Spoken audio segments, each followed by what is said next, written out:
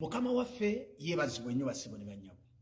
Olwaleero njagala twogere ku kye bayita omuwendo gw'omuntu.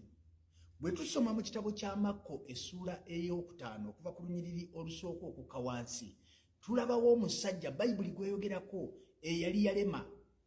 Bayibuli egamba nti omusajja ono yasulanga mu ntaana, buli muntu yamugezaako okumusiba, yamugezaako okumuyamba.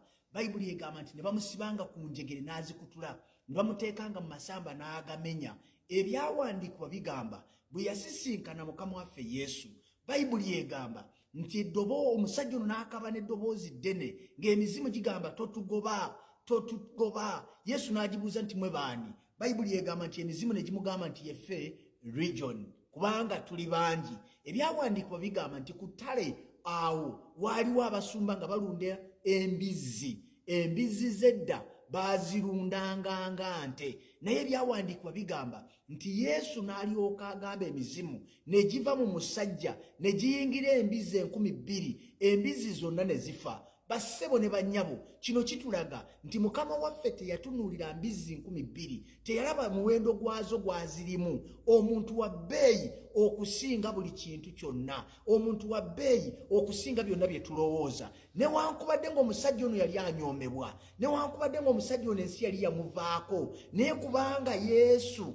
y'amanyi omuwendo gw'omuntu, ya Katonda akimanyi nti omuntu yeeyeke yakolebwa mu kifaananyi kye, Yesu yawaayo embizzi 2,000. Bayibuli egamba ne zigenda zigwa mu nnyanja zonna ne zifa. Yesu teyasaasira. Tetulinayo kyawandiikibwa kyonna nga Yesu asaasira bannannyini mbizzi. Ku lw'omuntu omu Yesu yawaayo obukadde bw'essente. Ku lw'omuntu omu Yesu yawaayo embizzi 2,000. Bassebo ne bannyabo, musajja gwe n'omukazi gwandaba n'awampuliriza, ensi esobola okuba nga yakukyawa, ensi esobola okuba nga yakuvaako, baakugezaako n'olema, bakubuuliridde bigaanye, olaba obulamu butabuse, tetumanyi bulamu bwa musajja ono engeri ki gye bwatabuka. Oba baaloga muloge, oba ye yagenda mu kusamira, oba ye yatandiikiriza ebintu by'okuleeta emizimu. Naye bassebo ne bannyabo kye tulaba nti Yesu bwe yamusisinkana, obulamu tebwasigala kye kimu. Ndi wano okutegeeza nti obulamu nga bugaanye, obulamu nga butabuse, omwami agaanye, asula mu mabaala, ono yasulanga mu malaalo. Naye newankubadde yasulanga mu malaalo, Yesu bwe yamusisinkana yatereeza obulamu.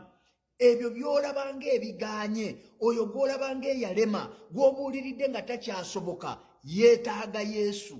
Yesu yagolola ebiremye, asobola okutereeza, asobola okuzzaawo obulamu obubadde bwafa. Omusajja ono Bayibuli egamba nti Yesu bwe yamusisinkana, amagezi ne gamuddamu, n'atandika okwambala engoye, n'adda mu bulamu bwe obwasooka, n'addamu okusiba amataayi ng'edda, n'addamu okukola ng'edda. Yesu asobola okukuzza mu bulamu obwo obubadde bwafaafaagana. Bw'abadde asula mu mabaala, wayingira mu mize gy'ebisiyaga, wayingira mu kunywa kuba, wayingira mu kulya amayirungi, wayingira mu bwenzi. Kyatandiikiriza mpola, kyatandika ng'ekinyuma, kati gwafuuka muze, tosobola kugwejjamu, poliisi ekusibye bigaanye, ne obubbi ogezezzaako, bakwokeza ku bipiira n'obiwona.